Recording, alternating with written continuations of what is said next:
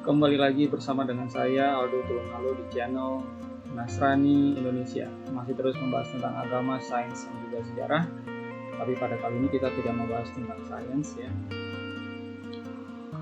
Seperti biasa, Assalamualaikum, Shalom Aleihim, Assalamualaikum, terimalah damai sejahtera dari saya. Oke, topik yang menarik yang akan saya bahas pada kesempatan kali ini judulnya adalah perjumpaan Kristen dan Islam. Ini adalah dua agama monoteis ya. Yang satu dari abad 1, yang berikutnya ini abad ke-7. Jadi seperti adik kakak, tapi ini sudah menjadi rival sejak awal sampai sekarang. Jadi sangat menarik untuk melihat catatan sejarah perjumpaan kedua agama monoteis ini. Baik, saya akan share 5 slide saja, tidak banyak-banyak, semoga ini kurang dari 30 menit ya. Daftar isinya juga saya buat menjadi 3. Yang pertama, orang-orang Kristen yang bertemu dengan Muhammad. Yang kedua, 700 tahun sebelum pertemuan tersebut. Lalu yang ketiga, 100 tahun setelah pertemuan tersebut. Jadi masing-masing ini hanya satu slide. Saya ringkas gitu ya. Nah, seperti kita tahu kalau kekristenan itu mulai dari abad 1, lahir dari rahim agama Judaism. Nah, sementara Islam, kalau kita lihat dari line sejarah ya, itu lahir di abad 7 dengan lahirnya pemimpin mereka atau nabi mereka, Muhammad ya. Nah, pertemuan antara kedua agama ini ya dimulai dari tercatatnya dalam sejarah Islam ada tokoh-tokoh Kristen yang bertemu dengan Muhammad. Siapa aja? Yang pertama adalah Warakah bin Naufal. Warakah bin Naufal merupakan penganut agama Nasrani. Imam Ibnu Ishaq berkata, dia seorang Nasrani yang benar-benar mengikuti kitab-kitab. Nah, diambil dari sumber Imam Abu Al-Qasim Al-Suhaili Al-Raudul Al-Unufsyar Al-Sirah Al-Nabawiyah di Ibnu Hishyam, Kairo, Darul Hadis 2008 juz 1 ya, halaman 361 364 ya. Informasi ini juga saya dapatkan dari websitenya NU. Jadi selain Warakah ya, ada juga Rahib Buhairah ya. Beliau menyatakan atau ceritanya adalah Buhairah memperhatikan dengan seksama dan menghampiri Muhammad, lalu diperiksa sekujur tubuh Muhammad untuk melihat tanda-tanda kenabian yang diterangkan dalam kitab-kitab suci terdahulu. Dia menemukan tanda kenabian itu di punggung Muhammad di antara kedua pundaknya, lalu dia mencium tanda itu. Itu saya dapatkan dari buku Syahruddin Al-Fikri, situs-situs dalam Al-Quran, dari peperangan Daud melawan Jalut hingga Gua, halaman 104-105. Buhairah adalah seorang Jakobit ya, ada yang beranggapan dia juga seorang Nestorian. Ini saya ambil dari buku yang saya terima dari opa saya, Wessels. Ini nama pengarangnya ya. Arab and Christian in the Middle East, halaman 91 ya. Lalu ada juga tokoh-tokoh Kristen yang bertemu dengan beliau ya. Muhammad bertemu dengan delegasi Kristen dari Najran ya. Lalu dalam kalangan Islam ya, dikenallah ya kelompok Kristen tersebut dengan julukan People of the Book atau namanya ahli kitab gitu ya. Ini juga diambil dari buku yang sama ya, halaman 2. Jadi dari dua sosok dan delegasi Kristen dari Najran ini ya, Muhammad itu menerima informasi tentang apa itu Kristen, apa itu agama monoteis yang lahir di daerah Palestina, tanah Yudea, yang dibawa oleh Yesus, ya. Dari situ beliau dapatkan bayangan tentang agama ini, gitu ya. Nah, beliau kemudian menyatakan diri sebagai nabi, ya, nabi akhir yang meneruskan Yesus yang dianggap oleh umat Kristen itu sebagai Mesias dan sebagai Tuhan. Namun ya, di dalam ajaran yang beliau share, ya, yang beliau canangkan pada saat itu, sedikit merevisi, atau bisa dibilang nggak sedikit sih, tapi ya merevisi ajaran dari kekristenan itu sendiri, gitu ya. Nah, di slide berikutnya saya akan share lebih jauh ya tentang apa itu Yakobit, apa itu Nestorian. Kenapa? Karena sosok-sosok yang bertemu dengan Muhammad ini ya, itu datangnya dari Kristen. Tapi karena Kristen itu alirannya sudah banyak ya, rekan-rekan yang menonton channel saya sudah tahu ya, kalau aliran kekristenan itu sekarang ini sudah sampai 40.000 lebih ya sekte atau aliran. Jadi memang sangat banyak, dan ini ya di abad-abad 7, 8 itu juga sudah beraneka ragam sekte aliran, dan memang masing-masing ya itu meyakini kalau dirinya itu benar, alirannya yang benar gitu ya. Jadi sama-sama kekeh gitu. Nah, terjadi perbedaan ini sehingga saya mau share juga ya, kalau yang ada yang menjadi saksi lahirnya Muhammad, lahirnya agama Islam ini hanya kalangan Kristen tertentu, yaitu kalangan Kristen yang ada di abad 1 lalu menyebar ke tanah Arab, gitu ya. Jadi kalau ditanya apakah yang menjadi saksi itu umat Protestan? No, Protestan lahir di abad 16. John Calvin juga demikian. Apakah gereja Baptis atau Anabaptis? Juga demikian, lahir di abad 15-16. Bagaimana dengan Pentakosta, bagaimana dengan Metodis, bagaimana dengan gereja Mormon, Saksi Yehova, atau gereja Mesianik ya. Semuanya itu lahir di abad-abad modern ya.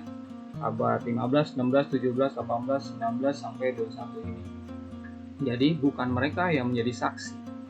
Ya, bukan mereka yang dijuluki people of the book tentunya. Jadi saya akan menyoroti ya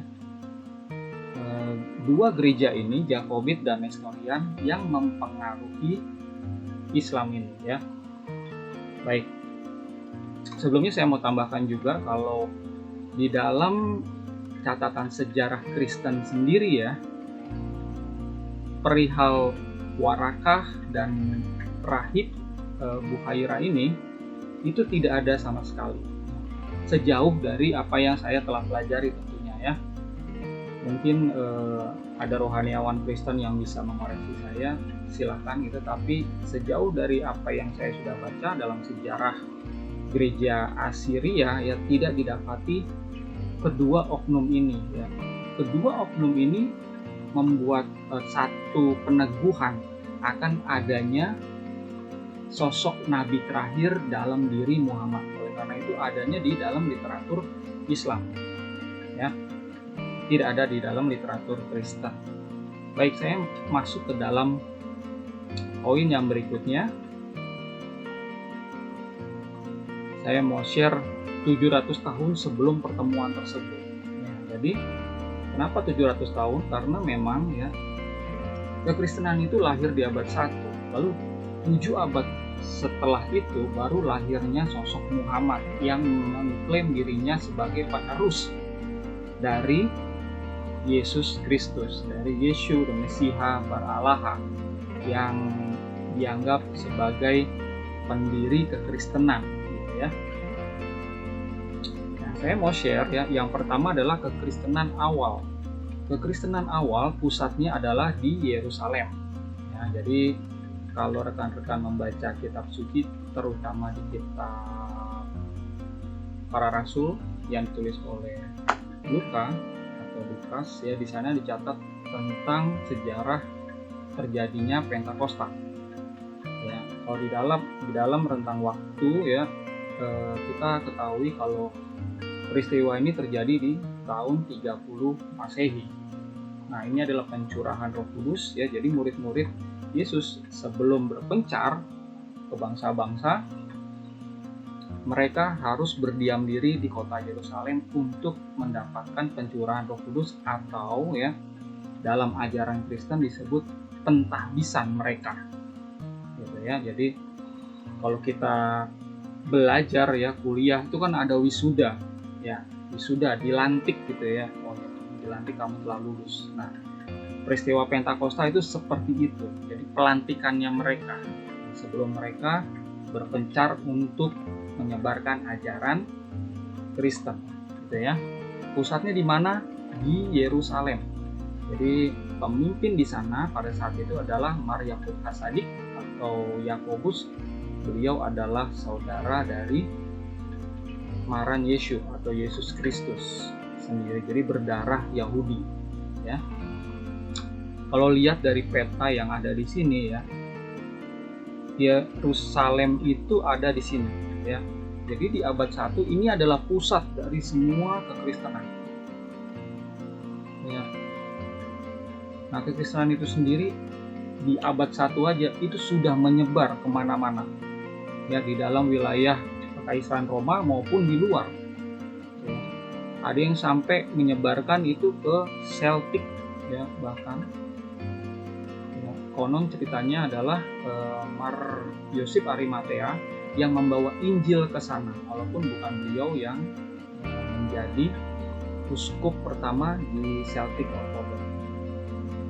Kemudian ada yang di luar wilayah Roma lainnya, ya. Rasul Tadeus ke Edessa sini di wilayah Mesopotamia, dan juga Rasul Thomas, ya, yang membawa Injil ke Kerala, India. Nah, tidak ada di sini, ya, petanya. Saya ajak rekan-rekan melihat peta yang di bawah. Ini dia India, ya. Jadi kalau Edessa itu ada di sini, ya. Nah, si Thomas itu menginjil di daerah India di sini, ya. Jadi ada permukiman Yahudi karena ada jalur perdagangan juga ke India, makanya dia itu menginjil ke sana. Nah, jadi jauh di luar wilayah Kekaisaran Romawi saat itu, ya. Namun demikian di abad 1 semua gereja itu masih menyatu, ya. Nah, kepala dari semua jemaat adalah Yakobus yang ada di Yerusalem. Nah, seiring waktu berjalan, ya, saya masuk ke poin yang kedua, muncullah pentarki, ya, 5 kota penting. Pentarki itu adalah sistem politik yang masuk ke dalam ajaran gereja. Jadi tadinya ini wilayah Kekaisaran Romawi juga dibagi dalam beberapa wilayah yang dipimpin oleh jenderal-jenderal penting. Nah, begitu kekristenan diadopsi oleh Kekaisaran Romawi, ya, menjadi agama kekaisaran ini, agama resmi dari Kaisar Romawi. Oleh karena itu, ya, wilayah Romawi yang sangat luas ini dibagi menjadi 5 daerah penting, ya. Nah, disebutkanlah ada 5, urut-urutannya adalah kota Roma yang pertama, lalu yang kedua Bizantium di sini, lalu yang ketiga, ya, itu kalau nggak salah, ya, Syria, Antioquia, yang keempat Alexandria. Saya mungkin ketukar, ya, antara yang ketiga dan keempat ini. Tapi yang kelima justru Yerusalem di sini. Kenapa Yerusalem itu tadinya menjadi pusat? Kenapa di abad 4, ya, terformulasinya pentarki itu kan abad 4 sampai 5, gitu ya. Kenapa Yerusalem menjadi kota yang terakhir? Karena kepemimpinan Yahudi di kota ini itu hanya sampai abad kedua saja. Ya, jadi ada pecah perang antara Yahudi Romawi tahun 66 sampai 70. Mereka ini melarikan diri dengan jemaat yang ada ribuan itu jumlahnya, itu ke kota Pella di sekitar sini ya. Nah, dari sini mereka itu tidak kembali, jadi tidak ada jemaat Yahudi Kristen yang kembali. Jadi memang ada catatan sejarah kalau ada rohaniawan yang kembali lalu memutuskan untuk mentahbiskan ya uskup atau gembala berikutnya yang berdarah Yunani, sehingga ada penerusnya, uskup-uskup berikutnya. Nah, uskup-uskup berikutnya itu yang bukan lagi berdarah Yahudi atau Yunani sebenarnya. Mereka ini mendirikan gereja Yunani di sini, di Yerusalem sini gitu. Jadi ini tempatnya itu yang terakhir gitu ya, di bawah pengaruh gereja Yunani di sini, Byzantium, yang ada di posisi yang kedua gitu ya. Ini pentarki, sekali lagi ini adalah sistem politik ya, kekaisaran yang masuk ke dalam mau nggak mau masuk ke dalam ranah gereja. Nah, di slide yang sebelumnya saya sebutkan Jakobit ya. Sebenarnya Jakobit itu apa? Jakobit itu adalah cabang dari gereja di sini nih, Antioquia. Ya. Salah satu cabangnya adalah gereja Jakobit. Nah, gereja Antioquia sekarang itu namanya Gereja Syria Ortodok, yang pertama kali dipimpin oleh gembalanya namanya adalah Petrus atau Rasul Petrus atau Markepa. Gitu ya. Ini dia di sini Jakobit ya.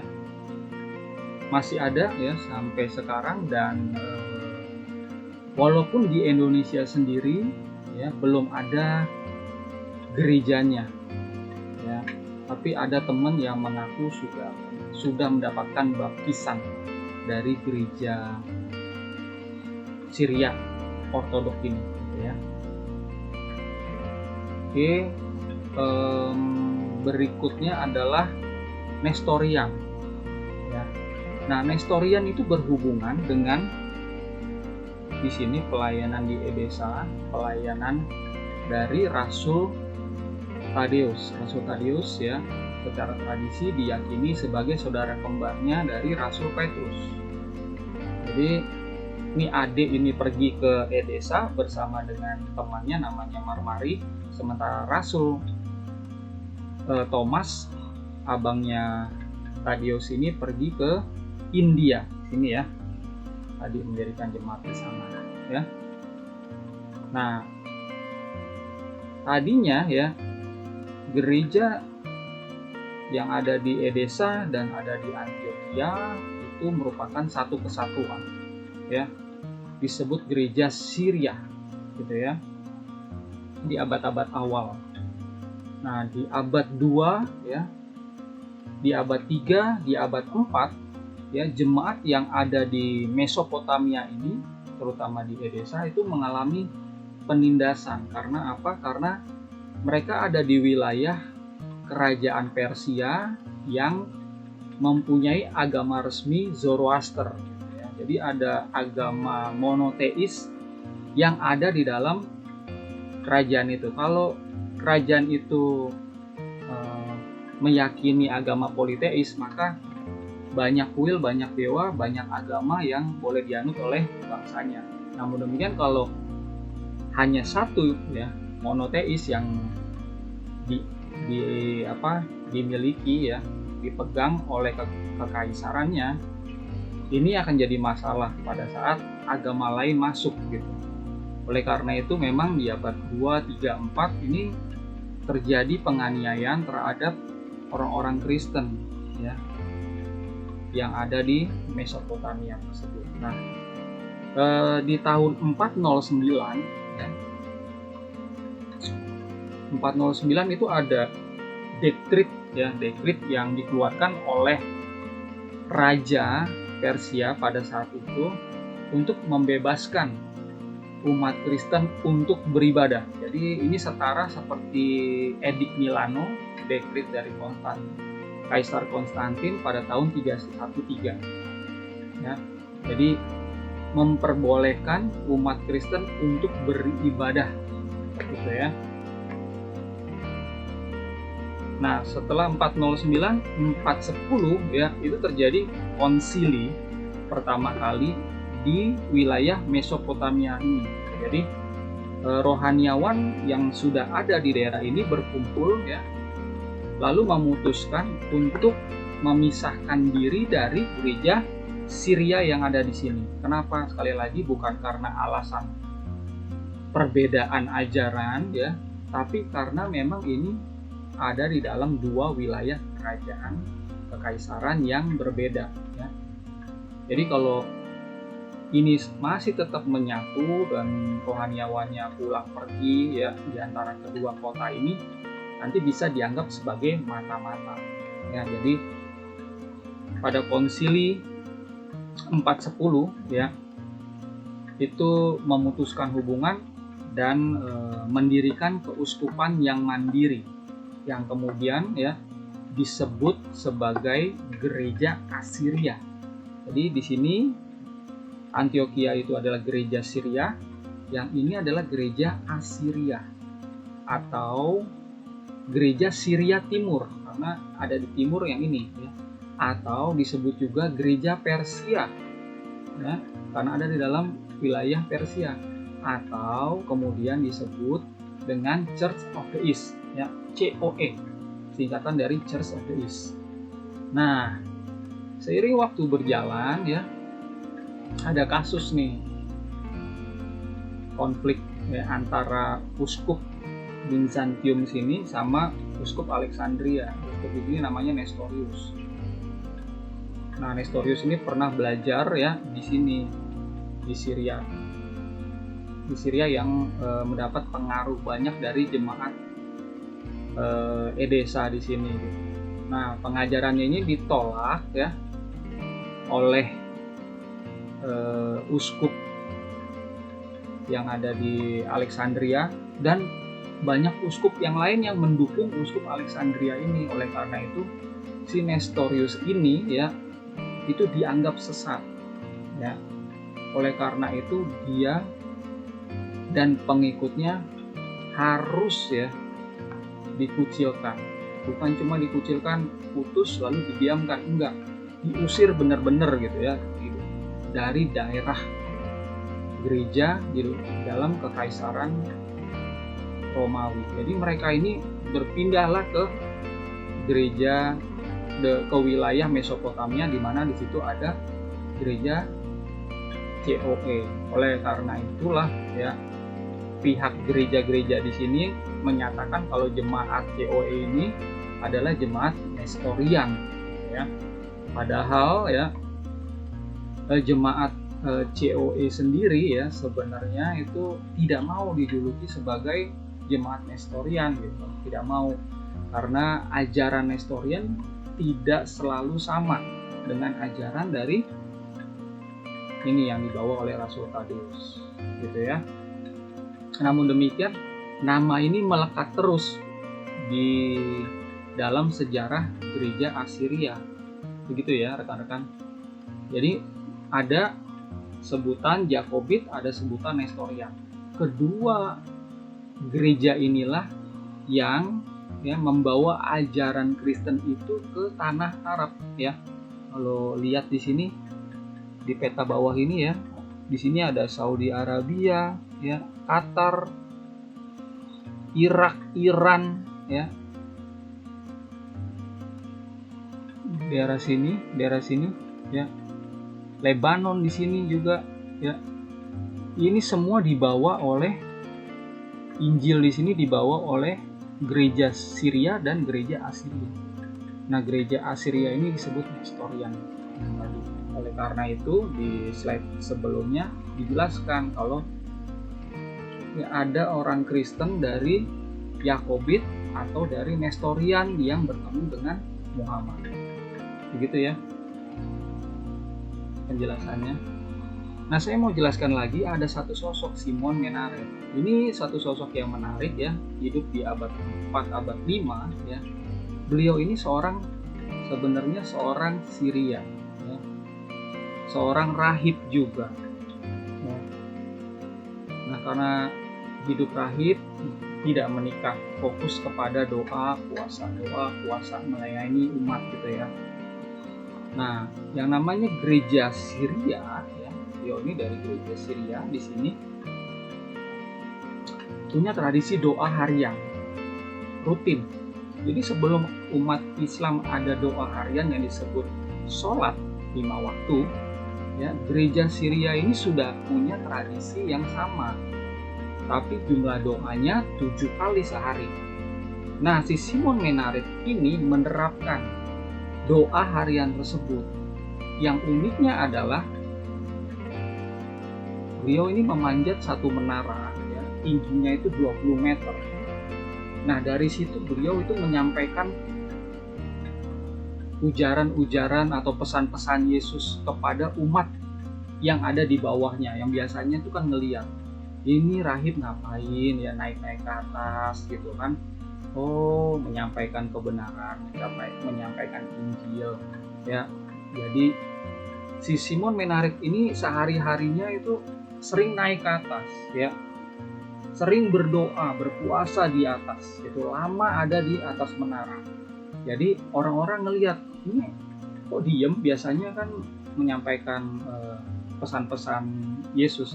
Oh, lagi berdoa. Jadi dilihat tuh, oh berdoa ya, oh seperti itu ya doa hariannya orang Syria ya, orang Kristen ya.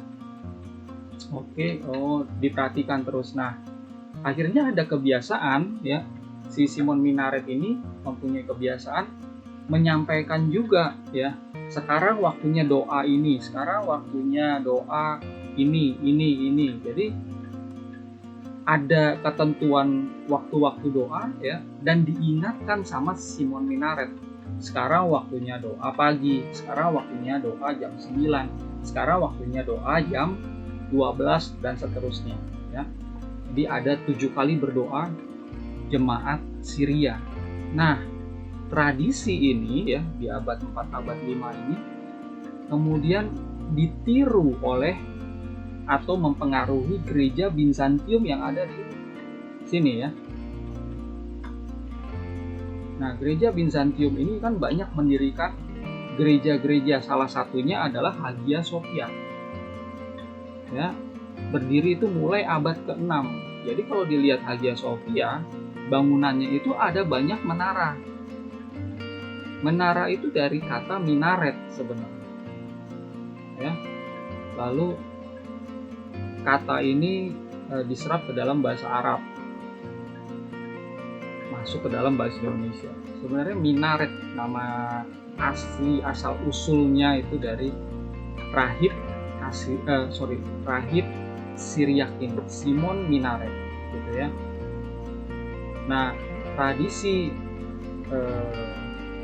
menyampaikan persiapan atau menyampaikan waktu-waktu doa itu ada di dalam jemaat Bizantium ya, sampai ke abad 10 ya. Jadi abad 11 sudah nggak ada lagi. Makanya umat Kristen ya itu kan nggak pernah dengerin kan waktu sholat atau ada seperti azan gitu ya, waktu doa subuh, waktu doa jam 9, itu nggak ada lagi sekarang karena sudah berhenti di abad 10 gitu. Namun demikian ya, yang namanya tradisi membangun gereja ya seperti ini adalah arsitektur gereja Bizantium ya, dengan kubah di atas ya, bangunan megah, dindingnya tinggi sekali, ada menara-menaranya, itu masih ada sampai sekarang. Nah, tradisi bangunan ini ya kemudian kenapa bisa diadopsi sama Muslim ya, sehingga sekarang kalau lihat masjid ya, baik yang di Indonesia maupun di luar, kok bentuknya seperti ini gitu. Kenapa? Karena ya ini terjadi pertama kali pada saat si Bizantium ini, gereja timur ini ya, berperang melawan Muslim ya. Jadi begitu Islam lahir ya di abad ke-7 ini sudah mempunyai cita-cita untuk menaklukkan Bizantium ini gitu, yang pusatnya ada di kota di sini ya. Nah, ditaklukkanlah sama Mehmed II. Oleh karena itu kota Bizantium diganti namanya menjadi Islambol, yang kemudian menjadi Istanbul gitu ya. Nah, sekarang ada di wilayah Turki gitu. Oke. Jadi semenjak mengalahkan Bizantium, Hagia Sophia itu berubah dari gereja menjadi masjid ya, kemudian berubah menjadi museum. Nah, sekarang belakangan berubah lagi jadi masjid kembali. Umat Islam jadi berbondong-bondong untuk berdoa, dan mereka juga bisa mendengarkan ya suara azan ya, pemberitahuan waktu-waktu doa. Dari mana? Dari menaranya. Jadi tradisi itu masih ada ya, melekat sampai sekarang di kalangan muslim gitu. Banyak yang belum tahu ini, jadi saya share di kesempatan kali ini. Saya masuk ke slide yang terakhir ya. 100 tahun setelah pertemuan tersebut ya, apa sih yang terjadi ya? Itu dinasti Umayyah 661 sampai 750 Masehi ya. Yang pertama, orang-orang Kristen adalah kaum Dima, orang-orang yang dilindungi tapi membayar pajak. Saya pikir ini satu hal yang lumrah ya. Yang namanya berperang ya, pada saat yang menang menguasai yang kalah ya, bersyukurlah ini tidak dibantai semuanya, tapi dibiarkan hidup. Nah, karena dibiarkan hidup, membayar upeti. Jadi itu hal yang wajar ya dalam kondisi perang gitu ya. Jadi orang-orang Kristen ini dilindungi dan mereka disebut kaum Dima. Yang kedua, Jakobit atau kaum salah satu cabang dari gereja Syria ini merasa lebih nyaman ada di dalam kekaisaran Islam daripada di bawah pemerintahan Bizantium, gereja timur. Nah, dicatat di bukunya yang tadi saya sudah sebutkan ya, Wessel, Arab and Christian in the Middle East, halaman 18. Kenapa demikian? Kenapa kaum Yakobit itu merasa lebih nyaman ada di dalam pemerintahan Islam daripada sama saudaranya sendiri gitu? Nah, kalau kita lihat di dalam sejarah, begitu kekristenan itu masuk ke dalam abad 4, masuk ke dalam sistem pentarki ya. Pentarki itu adalah sistem politik. Jadi mau nggak mau ya, gereja itu memiliki kekuasaan. Ada kekuasaan yang paling tinggi. Jadi tidak ada kesetaraan lagi. Ada yang lebih memiliki otoritas ya. Nah, makanya ada peringkat di dalam sistem pentarki tersebut. Tadi saya sudah sebutkan ya urutannya. Roma, Bizantium, terus ada Syria, Antioquia, Alexandria, Mesir, baru ada Yerusalem gitu ya. Nah, ini peringkat ini nggak boleh sembarangan utak-atik. Dan di dalam sejarah ya, ini ada perebutan nomor gitu ya. Ada perebutan gitu. Jadi memang ya ajaran Yesus yang mengatakan kalau mau lebih besar, lebih tinggi, kamu harus melayani lebih ya. Kamu harus punya hati untuk melayani lagi. Jadi Yesus sebenarnya tidak mengajarkan sistem pentarki ini ya. Sistem urut-urutan Yesus tidak ajarkan. Yesus tidak mengajarkan umatnya itu harus memiliki kekuasaan gitu ya. Tapi ya ini mau tidak mau terjadi ya, karena pada saat itu memang kekuasaannya atau penguasa pada saat itu mengambil agama Kristen sebagai agama resmi kekaisaran, sehingga memang mau tidak mau ya terpengaruh dengan politik gitu. Nah, karena pengaruh politik ini mau nggak mau ya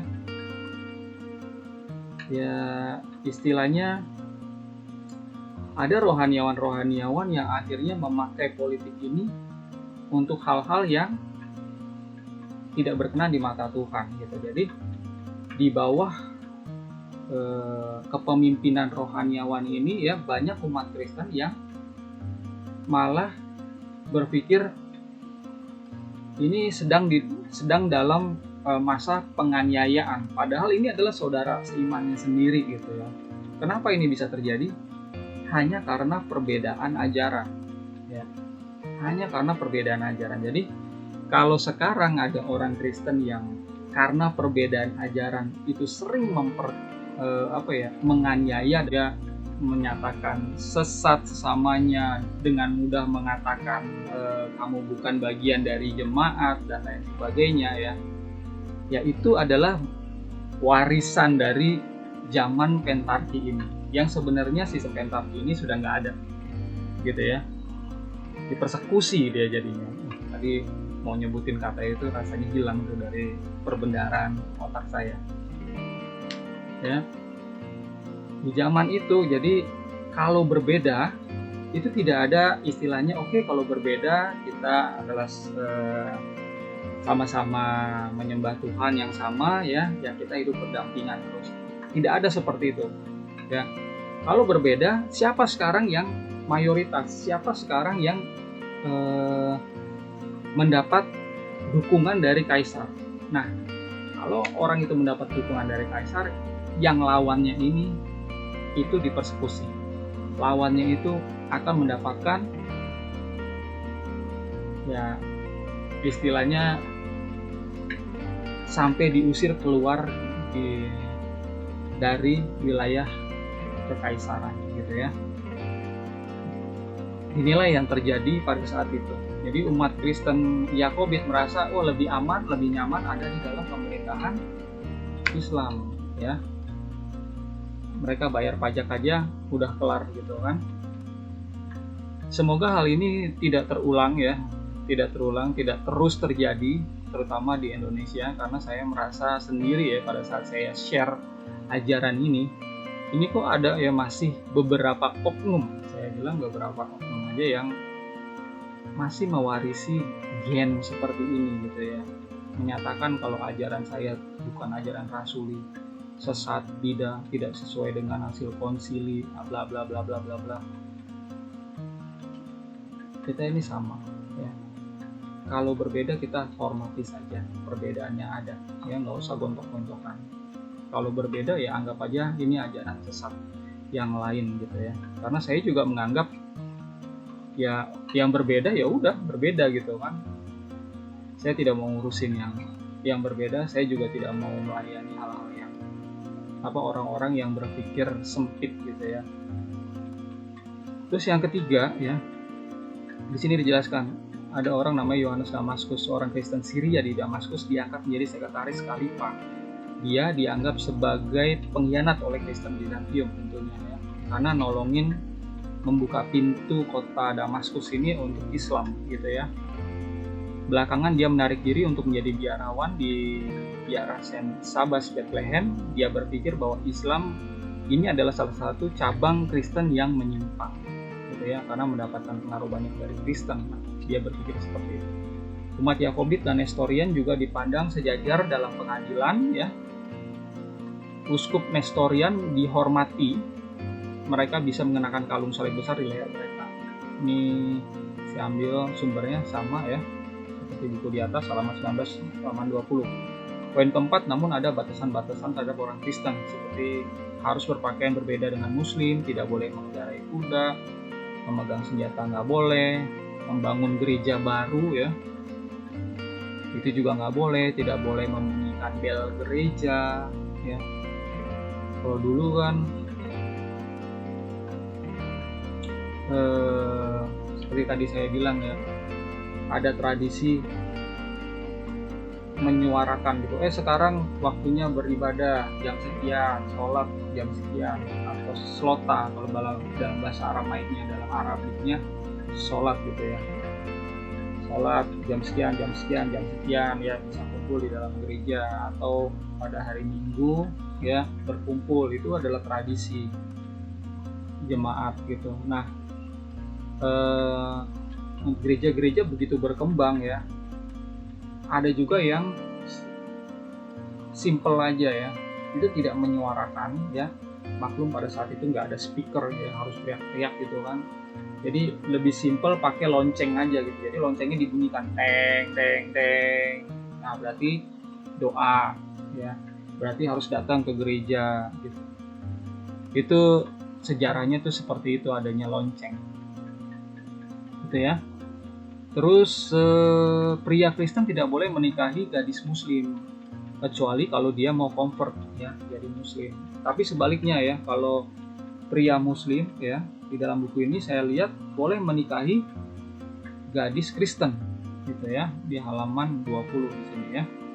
Lalu di poin yang kelima di bawah kepemimpinan Umar II ini, para rahib mulai harus juga membayar pajak ya. Tadinya itu tidak, tapi mulai pemerintahan Umar II ini harus. Jadi banyak yang kecewa gitu ya dengan kepemimpinan saat itu. Lalu juga ada gereja Yohanes Pembaptis ya yang diubah menjadi Masjid Umayyah ya. Di sini dicatat juga di buku di sini ya yang sama gitu. Nah, inilah yang bisa saya share ya tentang pertemuan Kristen dan Islam pertama-tama ya di abad 7, bagaimana pertemuannya ya. Oh, ternyata di situ ya, Muhammad tuh bertemu dengan kaum Yakobit dan Nasrani, Yakobit dan Nestorian gitu. Nah, Yakobit dan Nestorian inilah yang disebut sebagai kaum Nasrani oleh umat Islam ya. Yakobit dan Nestorian inilah yang disebut sebagai people of the book oleh umat Islam. Nah, saya juga sudah jelaskan ya perkembangan jemaat itu dari abad 1 sampai abad 7 ya. Memang Yakobit dan Nestorian inilah yang merambah ke Asia ya, ke Saudi Arabia, Iran, Irak, Lebanon dan sebagainya ya, sehingga mempengaruhi Islam pada saat Islam berdiri gitu ya. Nah, jadi yang menjadi saksi mata ya munculnya sosok legendaris Muhammad, munculnya agama monoteis Islam di abad ke-7 ini adalah kedua jemaat ini, Yakobit dan Nestorian ya. Nah, setelah Muhammad lahir ya, mendirikan agama dan juga wafat ya, khalifah pemimpin berikutnya ini juga ada di antara umat Kristen yang ada pada saat itu ya. Nah, umat Kristen sendiri akhirnya juga terpengaruh ya sama Muslim ini gitu loh. Yang tadinya mereka berbahasa Aramaik sehari-hari ya, mulai abad 7, mulai abad 8 ya, bahasa Arab itu mulai mendominasi, sehingga mereka di dalam peribadatan juga ya bahasa Aramaik, ya bahasa Arab juga. Jadi jangan heran kalau sekarang ya banyak rohaniawan dari Yakobit ya, dari Nestorian ini yang juga bisa berbahasa Arab dengan baik. Baik, itu aja yang bisa saya share pada kesempatan kali ini ya. Semoga ini bisa jadi berkat bagi saudara-saudara. Shalom alaikum. Assalamualaikum.